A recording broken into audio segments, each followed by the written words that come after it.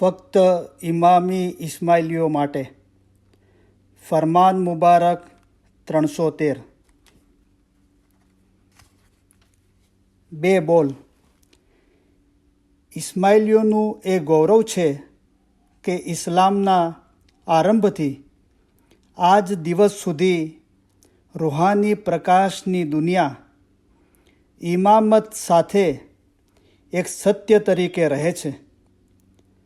આ અનોખી પ્રણાલિકા પ્રમાણે દરેક વખતના ઇમામે પોતાના મુરીદોને દુનિયાની જવાબદારીઓને સંભાળવા સાથે પોતાના મકસદને હાંસલ કરવા યોગ્ય હિદાયત ફરમાવે છે. આ પ્રકાશનમાં ઇમામે ઝમાનના અમૂલ્ય ઝવેરાતો રૂપી ફરમાનો સમાવવામાં આવ્યા છે, જે રૂહાની ઇલ્મ એટલે કે સમજ, ઇશ્ક, ઈમાન અને ઇબાદતના વિષયો પ્રમાણે ક્રમવાર ગોઠવવામાં આવેલા છે, જેના થકી જે દીનદાર ભાઈઓ પોતાની જાતનો રૂહાની વિકાસ કરવા, જેઓ આપણા દિન વિશે વધારે સારી સમજ મેળવવા તેમજ જીવનનો આંતરિક અર્થ જાણવા અને પોતાના રૂહને ઉચ્ચે દરજ્જે લઈ જવા ચાહે છે, તેમને સહાયરૂપ થશે. આ ફરમાનોને એક ધ્યાનથી વાંચવાથી રૂહની સાચી સમજ એટલે કે ઇલ્મ, જે થકી રૂહાની ઇશ્ક અને તે રૂહાની ઇશ્ક થકી બાતુની ઇબાદત શક્ય છે, જે થકી એકાગ્રતા પ્રાપ્ત થાય છે, જે એકાગ્રતા થકી ઇન્સાન જિંદગીના મકસદને પામે છે. કલામે મૌલા મુર્તઝા અલી સહી અલ્લાહ. नूर इलाही अव्वल था सो आखिर जग में पाया ज़हूर, इसी दिन के ताबे होवे उसमें रोशन होवे रब का नूर. ख़त्म किया इस कलाम को सब ज़ाहिर कह सुनाया, सो पढ़ो सीखो सुनो और सुनाओ, यूँ मौला ने हुक्म फरमाया. मर्तबा इल्म केरा सब हुन्नर ऊपर है आला, कि इल्म से तो रब पहचाना जिन्हें अपना दिल उजाला. और हुन्नर कमाए फना होवे पहचान खुदा की रहवे बाकी, ये सुनो समझो याद ज राखो फरमाया कौसरे साकी.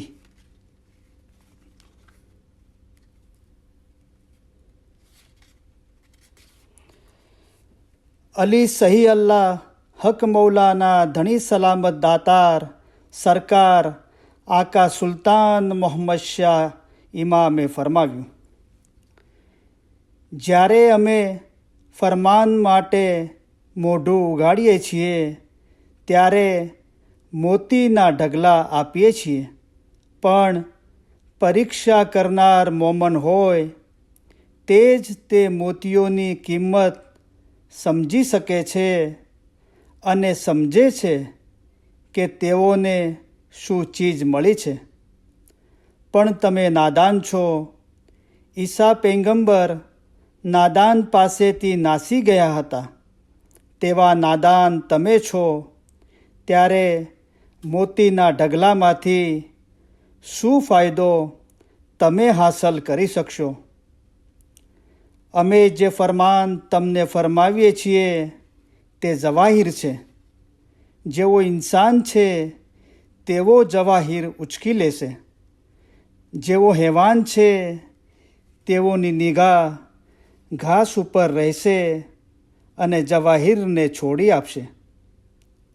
તમે ઇન્સાન રૂપમાં છો.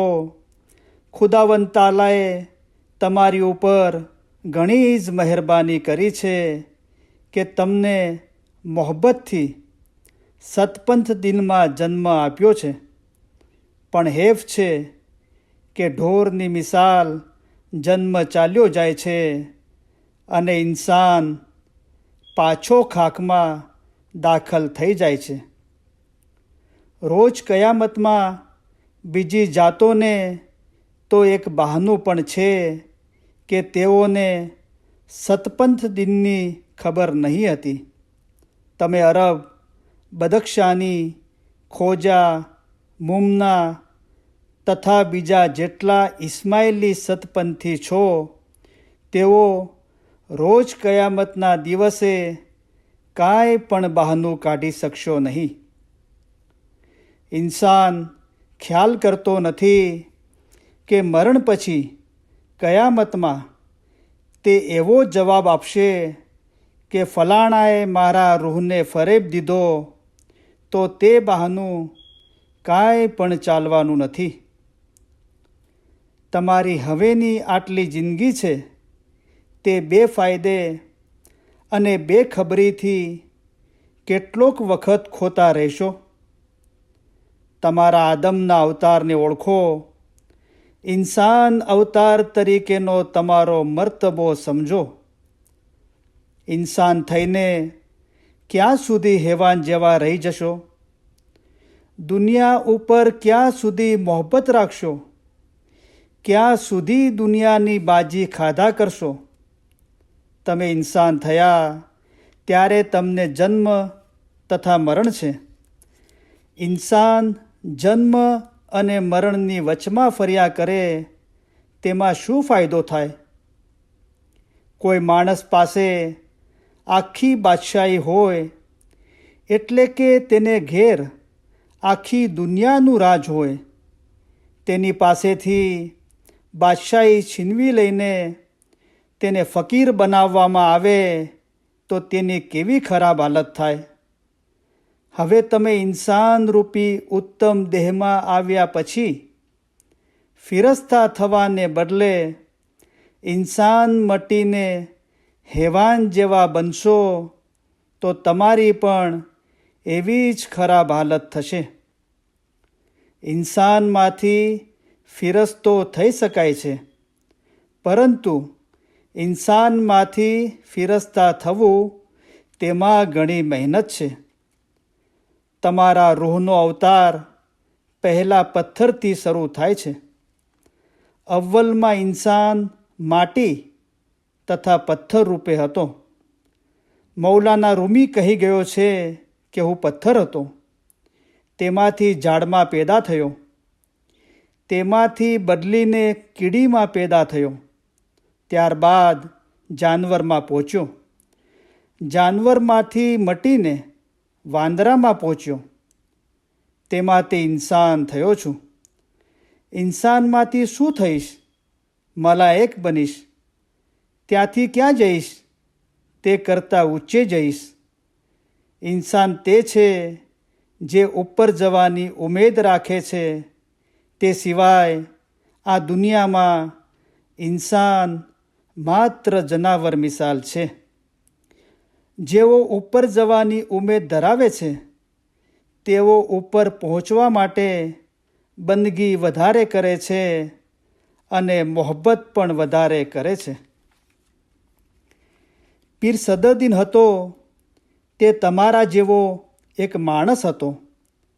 તમારાથી કાંઈ ફરક નહીં હતો. તેની આંખો, કાન વગેરે તમારા જેવા જ હતા. કોઈ પણ ખોજો હશે તે કહેશે કે પીર સદરદીને ખોજા બનાવેલા છે. તે પીર સદરદીન પણ તમો ખોજાઓનો દિનબંધુ હતો.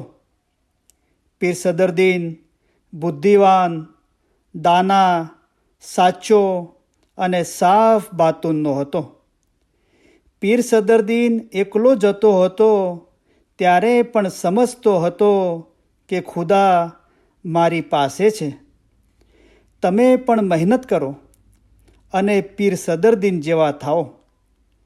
અક્કલવાળો માણસ કહેશે કે ઇન્સાન એ એક મોટી ચીજ છે. સારા નરસાને બરાબર ઓળખે તે ઇન્સાન છે. હવે જુઓ કે સારા અને નરસા વચ્ચે શું ફરક છે. પોતાનો રૂહ અસલ મકાને પહોંચે તે સારું. એવું ન બને કે રૂહ અહીંયા જ રહી જાય અને ઢોર માફક ખાય તથા સૂવે. સમજદાર ઇન્સાનને મોટી ઉમેદ રાખવી જોઈએ. તે એ છે કે રૂહ જે ઠેકાણાથી આવ્યો છે તે અસલ મકાને પહોંચે. રૂહની અસલ ઉમેદ છે તે બીજું જહવર છે. જ્યારે અસલની ખબર ન પડે ત્યારે શું વળ્યું? અસલ મકાન કરતાં બીજું કયું મોટું મકાન છે? તમારું અસલ મકાન ઘણું મોટું છે, પણ હવે ઘણું દૂર છે. તમારું મકાન કેવું મોટું છે તેથી તમે અજ્ઞાન છો. અસલ મકાને પહોંચવા માટે નામર્દીને જડ મૂળમાંથી ઉખેડી નાખવી જોઈએ. હિચકારાપણું છોડી દઈને હિંમત રાખવાથી અસલ મકાને પહોંચાય છે. તમે જ્યારે સિજદો કરો ત્યારે માગો કે અમને અસલ મકાને પહોંચાડો.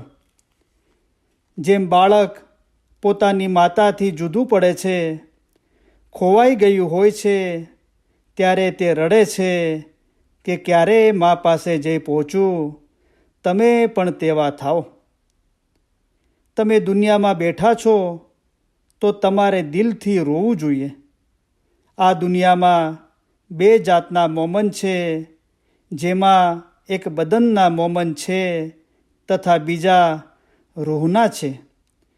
જેઓ બદનના મોમન છે તેઓ અહીં જ રાજી થાય છે અને આ દુનિયામાં જ રહેવાને રાજી છે. તેઓની જગ્યા જમીનમાં હોય છે. આ વડાઈના મોમન છે તેઓ આખરે જમીનમાં જાય છે. બીજા જે રૂહના મોમનો છે તે એવા થાય છે કે દિનના કામમાં તેઓ આગળ અને આગળ કદમ ભર્યા કરે છે. તેઓ ઊભા રહેતા નથી. તે મોમનો નિરંતર આગળ વધ્યા જ કરે છે. આવા માણસો બહેશથી પણ ઊંચે જશે. બહેશથી પણ વધારે પાક એક જગ્યા છે, ત્યાં રૂહને પહોંચવું જોઈએ. તમારા માના તમારા કરતાં વધારે અક્કલવાળા હતા, તેઓ અમારે રસ્તે ચાલ્યા.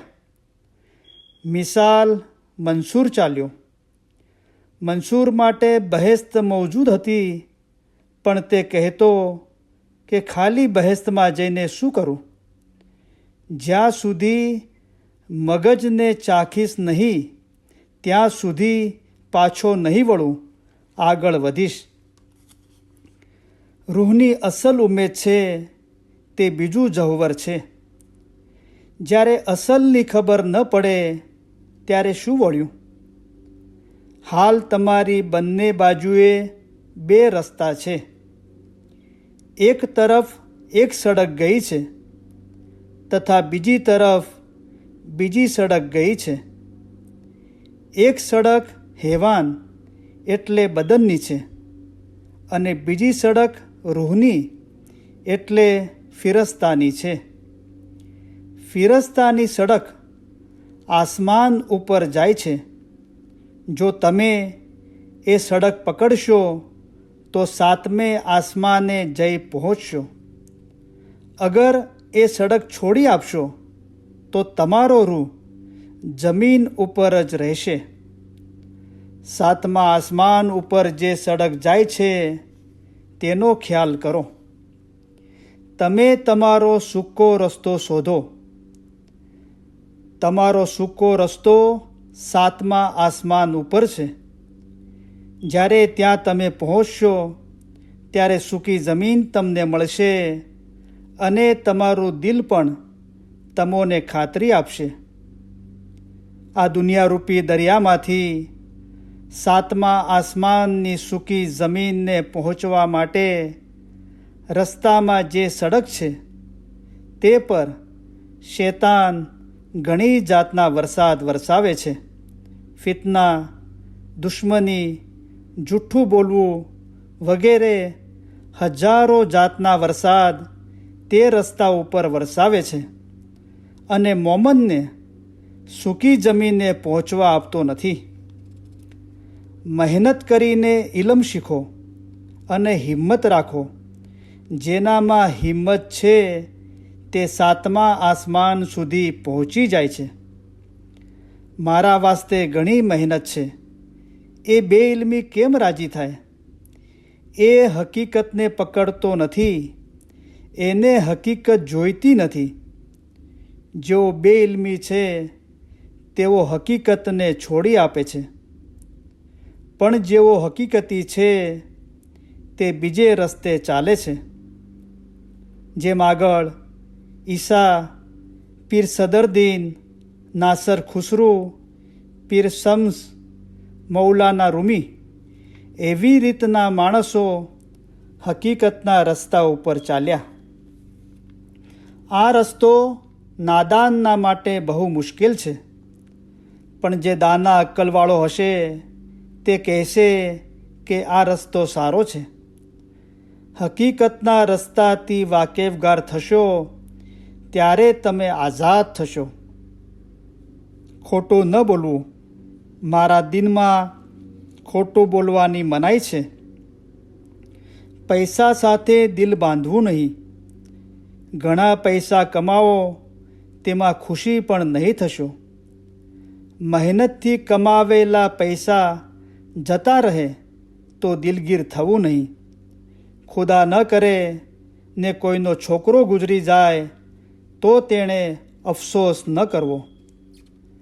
મોમનને દુનિયામાં કાંઈ પણ નુકસાની થાય છે તેનું તેને દુઃખ થતું નથી. દુનિયામાં મોમનને નુકસાની થાય તો પણ ગમ ન કરે. દિનનો ઇત્તેકાદ અને ઈમાનની નિશાની એ જ છે. ઇન્સાન ઉપર જે દુઃખ પડે છે તે મોમનને સુખરૂપ લાગે છે. ઇન્સાન ઉપર બીમારી, કોઢિયાપણું, રગતપીત વગેરે દર્દ આવે છે, પણ મોમન તેનો અંદેશો રાખતો નથી અને નાખુશ બનતો નથી.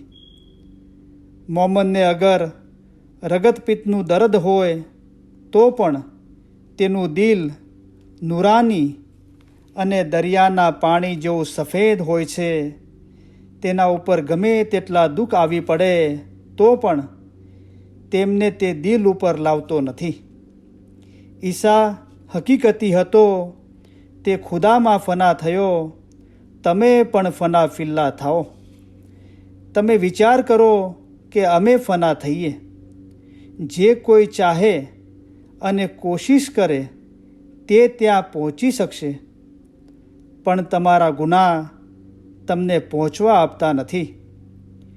તે ગુનાહોએ તમને કેદખાનામાં બંધ કીધા છે. તમે ફિલસૂફી પડો તો ખુદાવંદ તાલાની નજીક થઈ શકો. પીર શમ્સ, પીર સદરદીન, મૌલાના રૂમ ફિલસૂફી ઘણી પડ્યા હતા. તેમજ કુરાને શરીફ પણ માયના સાથે પડ્યા હતા. રૂહ ક્યાંથી આવ્યો? પાછો રૂહ ક્યાં જશે? જો ફિલસૂફીની કિતાબો પડ્યા છે તેઓ એ સર્વે જાણે છે. પીર શમ્સ, પીર સદરદીન, મૌલાના રૂમ એવો જ એવા થઈ શક્યા એમ નહીં સમજતા. તમે પણ મહેનત કરી પડો તો એવા થઈ શકો. આવો ઇલ્મ તમારા ઉપર વાજબ છે.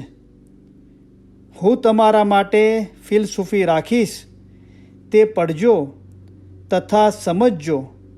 તેમાં મોટી હિંમત છે. હિંમતવાળાનો રૂહ જલ્દીથી દરિયામાં મળી જાય છે. તમારો રૂહ એક નદીની મિસાલ છે. અમે એક દરિયો છીએ. તમારા રૂહનો આખરનો છેડો દરિયામાં એટલે અમારા પોતામાં છે. છેવટે તમે દરિયામાં મળી જશો. જુઓ, આ કચ્છના મુલકમાં જે નદીઓ છે તે દરિયામાં મળી શકતી નથી, રસ્તામાં જ સુકાઈ જાય છે. એ પ્રમાણે જે લોકો બેહિંમત છે તેનો રૂ પણ કચ્છની નદીઓની માફક રસ્તામાં જ સુકાઈ જાય છે.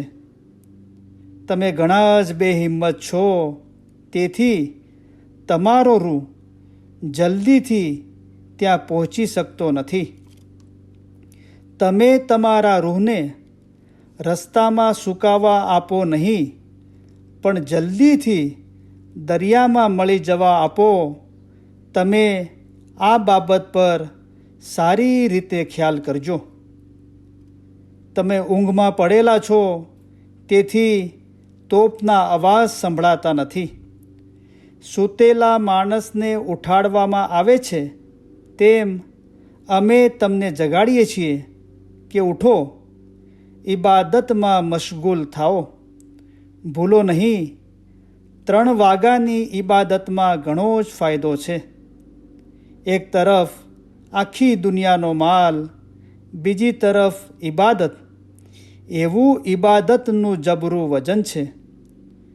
ખુદાને મળવું ઇબાદત ઉપર છે, ઇબાદત ઈમાન ઉપર છે, વળી ઈમાન હાંસલ થવું એ ઇશ્ક ઉપર છે. ઇશ્ક કેવો હોવો જોઈએ? જેમ એક બિયાબાન અરણ્યમાં કોઈ તરસ્યો પાણી માટે તલબ કરે છે, તેવી જ રીતે રૂહને પણ ઇમામનો ઇશ્ક હોવો જોઈએ.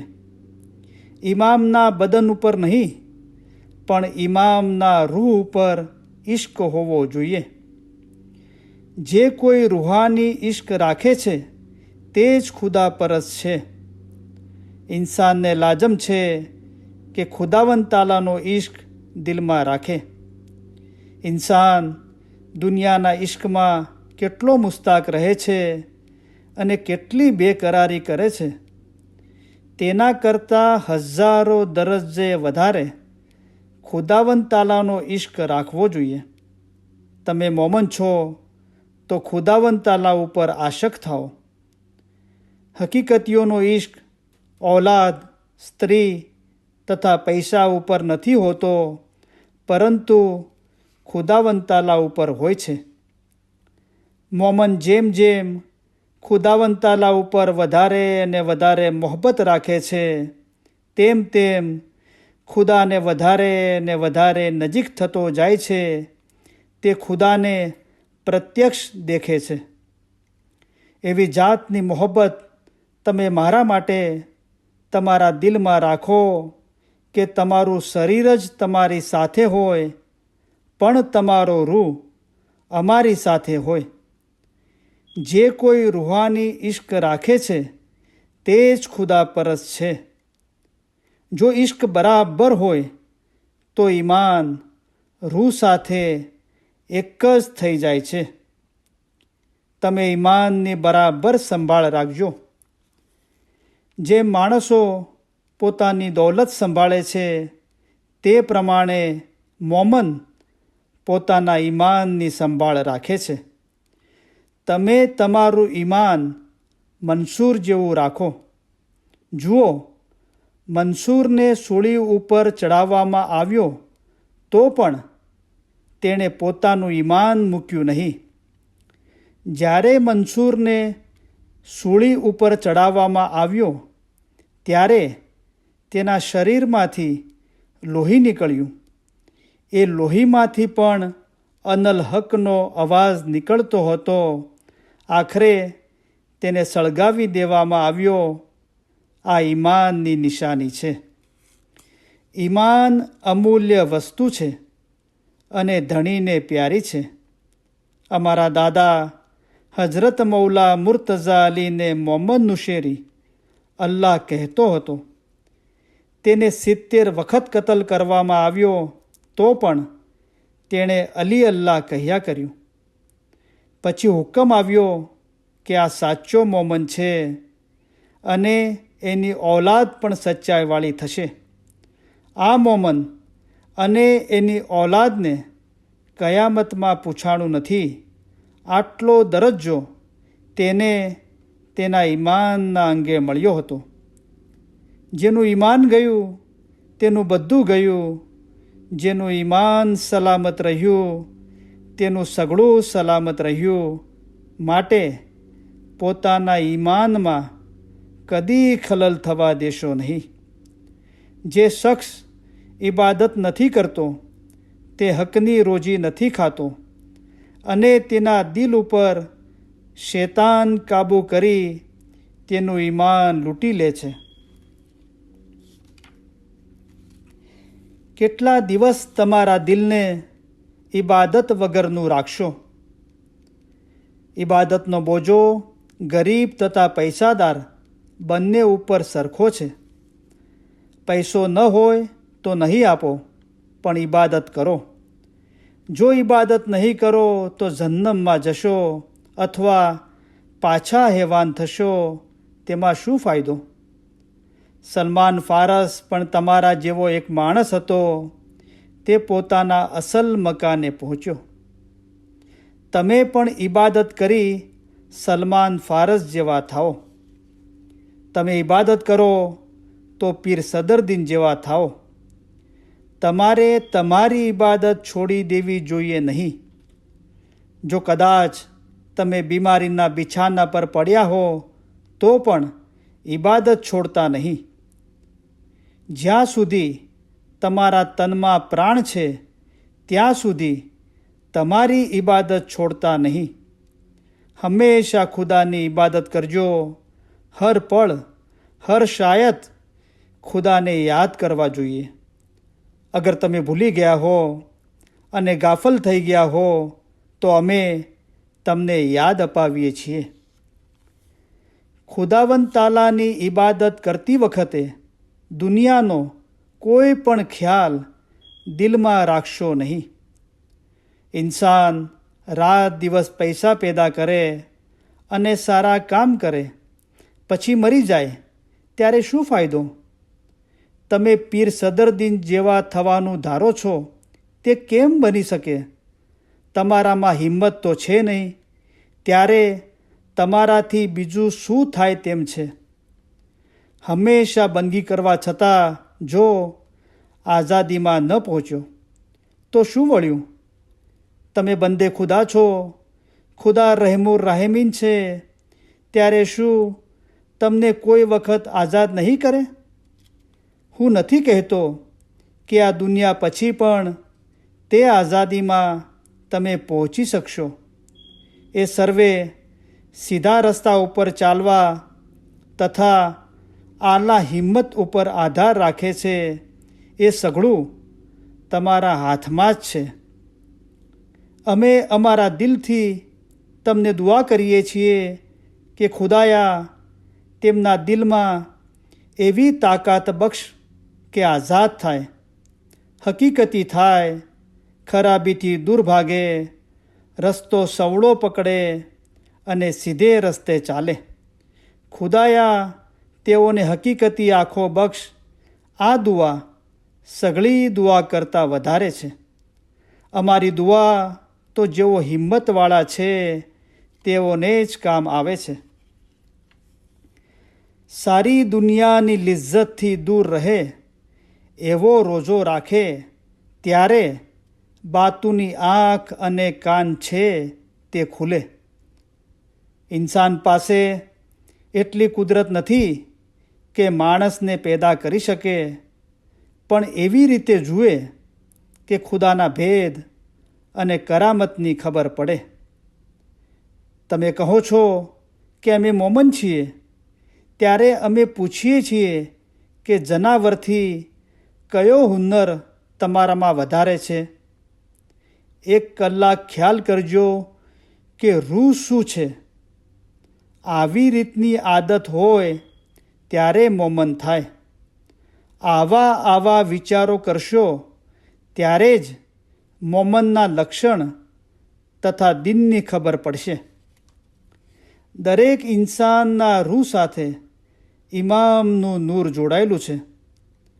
જ્યારે તમે માણસને જુઓ છો ત્યારે માણસની શિકલ જોવામાં આવે છે. હાથ, પગ, મોઢું, આંખો સર્વે દીઠામાં આવે છે, પણ રૂહ દીઠામાં આવતો નથી. તમે રૂહને જોવાની તજવીજ કરો.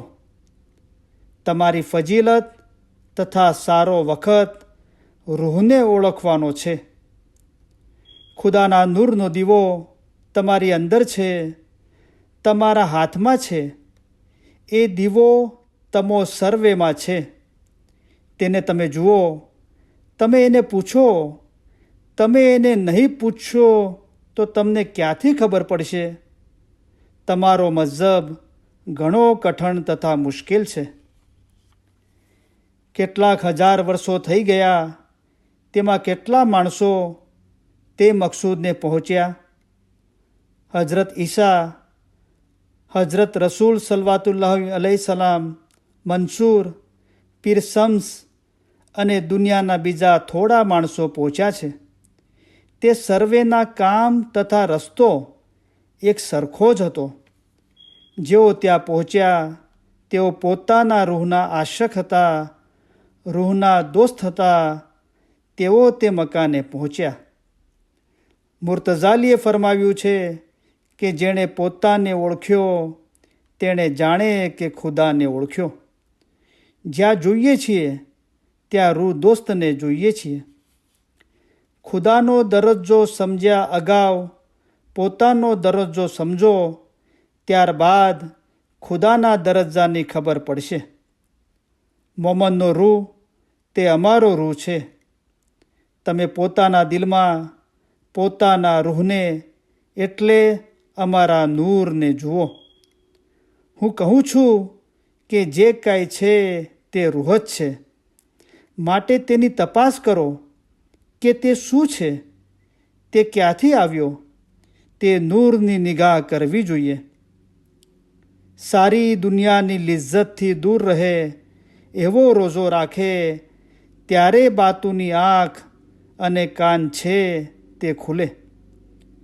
ઇન્સાન પાસે એટલી કુદરત નથી કે માણસને પેદા કરી શકે, પણ એવી રીતે જુએ કે ખુદાના ભેદ અને કરામતની ખબર પડે.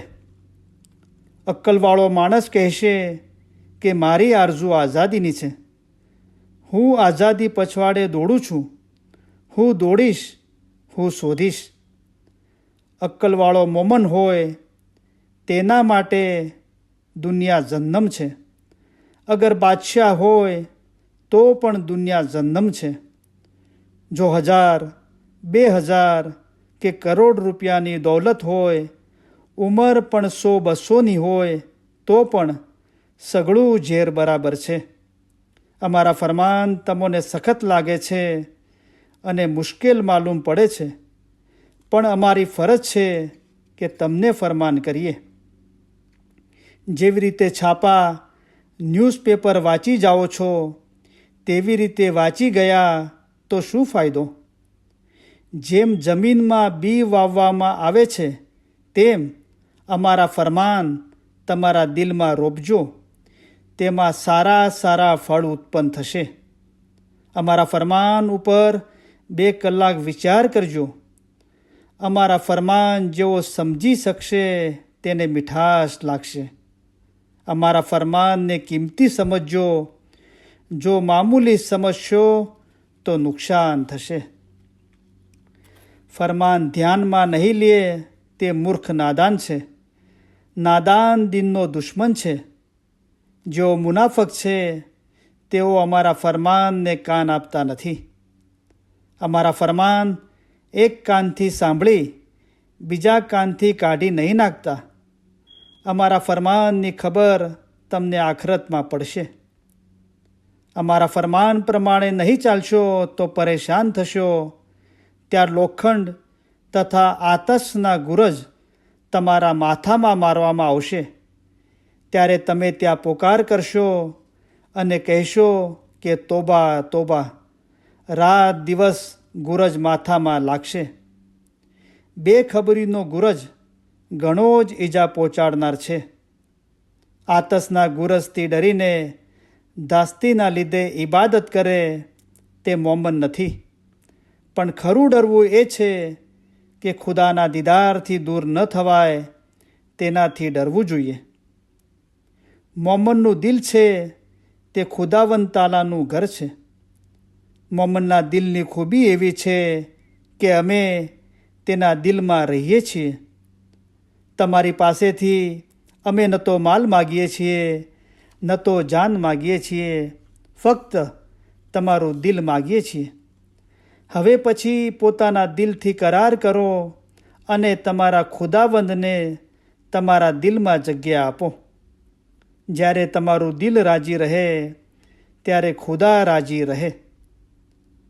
તમે દુનિયામાં કેદમાં છો ત્યાં સુધી રાજી નહીં થાઓ. જે લોકો ગામમાં છે તેઓની રૂહાનીને નસીહતના બોલ સમજાવવા જોઈએ.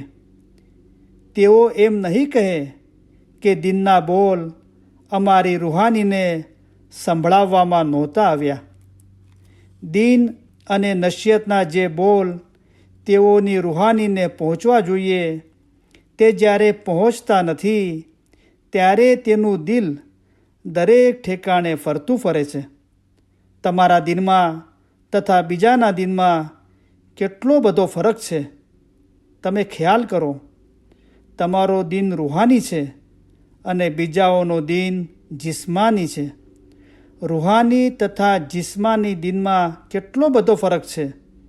તે મુખી કામળિયા બચ્ચાઓને નહીં સમજાવે અને નાનપણમાં તેઓની રૂહાનીને નસીહતના બોલ નહીં લાગે તો જિસ્માની દિન બચ્ચાઓના ધ્યાનમાં બેસી જશે.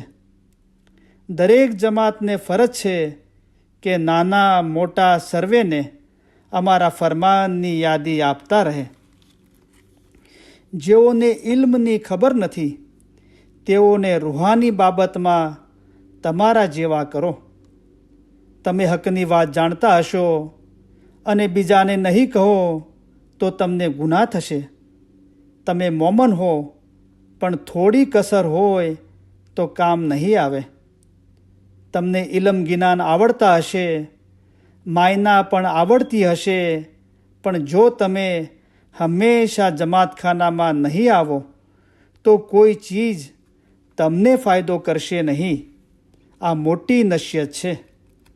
મારા ફરમાન તમારા દિલમાં ગળ બેસે છે કે નહીં હું મુશ્કેલ સમજું છું. બીજી ફરજો ઉપરાંત પ્રથમ તો તમારે 3 વખતની દુઆ કદી ચૂકવી નહીં. હંમેશા દુઆ વખતે જમાતખાનામાં હાજર રહેવો અને ત્યાં જ દુઆ પડવી.